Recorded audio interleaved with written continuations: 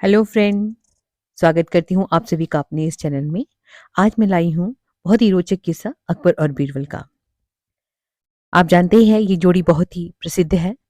इनके किस्से भी बहुत प्रसिद्ध हैं। आज मैं लाई हूँ इनके कहानी मुश्किल प्रश्नों के उत्तर।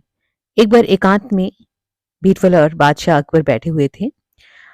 बीरबल ने बादशाह अकबर के साथ कुछ मजाक कर दिया जो अकबर को पसंद नहीं आया और वो गुस्से होकर वहां से चले गए और बीरबल को वहां से जाने को कह दिया। जब बीरबल अपने घर गए, उन्हें उम्मीद थी कि राजा बादशाह उन्हें बुलाएंगे, लेकिन बादशाह ने उन्हें नहीं बुलाया।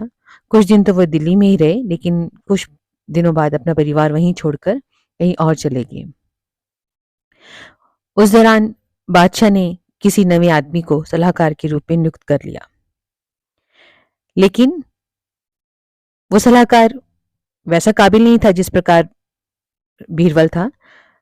तो अकबर ने सोचा कि हमें किसी नए सलाहकार को रखना चाहिए।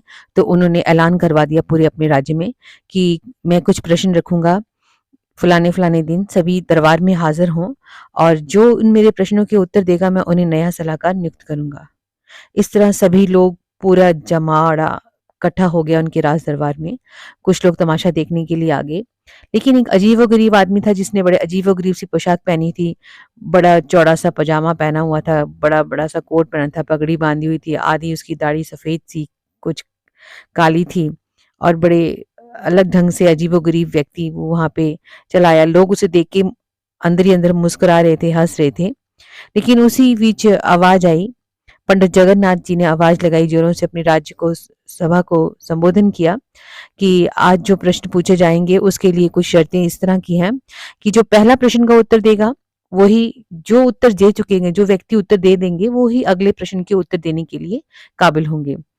इस तरह इसकी ये शर्त रखी गई, और जो सही उत्तर देगा, ज्यादा प्रश्नों के उत्तर देगा, उसी को ही हम सलाहकार नियुक्त करेंगे।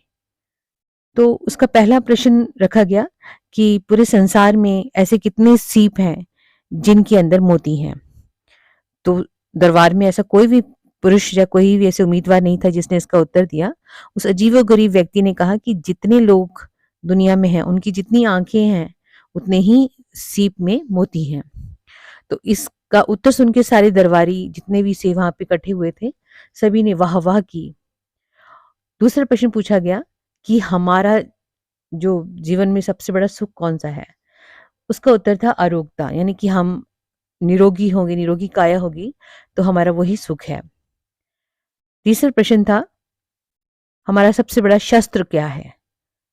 सबसे बड़ा शस्त्र हमारा दिमाग, हमारी बुद्धि, जो कहीं भी हम खड़े हों उससे हम अपना जीवन की हर मुश्किल को हल कर सकते हैं।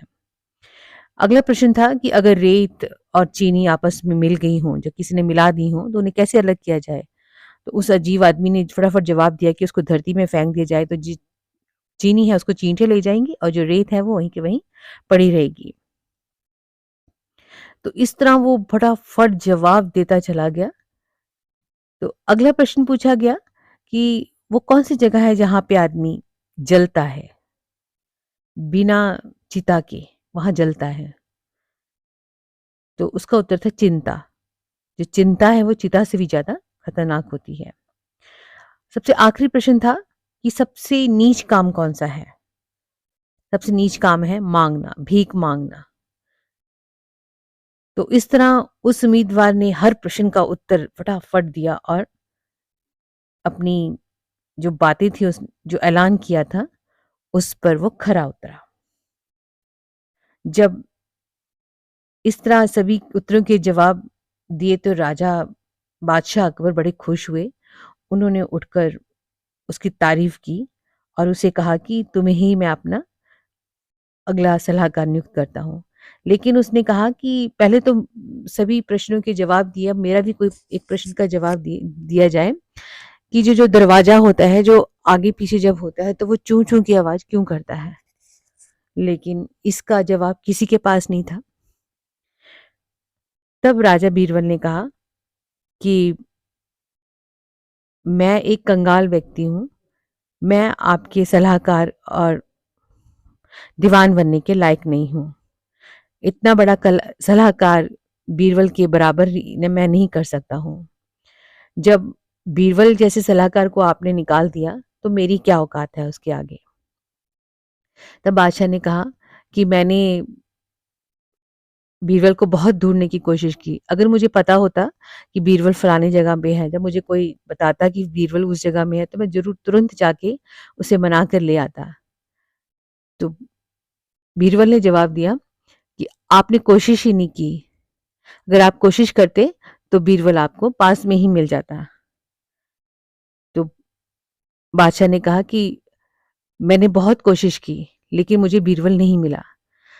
तो वो जो अजीबो-गरीब आदमी था, वो खुद ही बीरबल था। जब उसे महसूस हुआ कि बादशाह वाक़ई उसके लिए बहुत उत्तेजित है उसे पाने के लिए, तो उसने अपना भेष जो सारा उतार दिया और बादशाह के सामने पेश हो गए। और इस तरह बादशाह अकबर को अपना खोया हुआ सलाहकार तुरंत मिल गया और उन्होंने उसको नियुक्त कर लिया। तो दोस्तों, इस तरह के किस्से बहुत सारे हैं। मैं आपको इस तरह के किस्से लेकर आती रहूँगी। आप मेरे इस चैनल को सब्सक्राइब ज़रूर करना। अगर मेरी ये कहानी अच्छी लगी, तो इसे लाइक भी ज़रूर करना। धन्यवाद दोस्तों।